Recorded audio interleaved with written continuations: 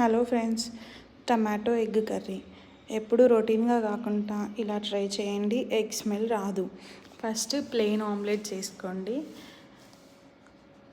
తర్వాత అదే గిన్నెలో ఆయిల్ వేసుకొని జీలకర్ర, 2 లవంగా, కొంచెం చెక్క యాడ్ చేసి ఆనియన్స్, పచ్చిమిర్చి వేయండి.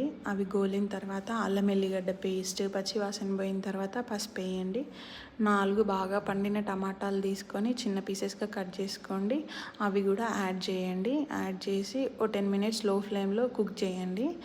తర్వాత ఉప్పు, కారం వేయండి. ఉప్పు, కారం వేసి పైన ప్లేట్ పెట్టి వాటర్ పోయండి అడుగంటకుండా. ఓ 10 మినిట్స్ కుక్ అయిన తర్వాత వాటర్ అందులో యాడ్ చేయండి.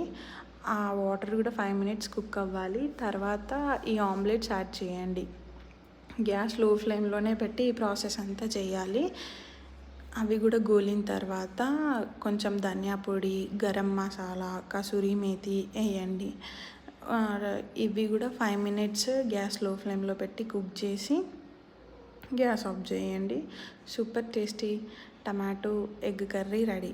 వీడియో నచ్చితే లైక్, subscribe. Thank you.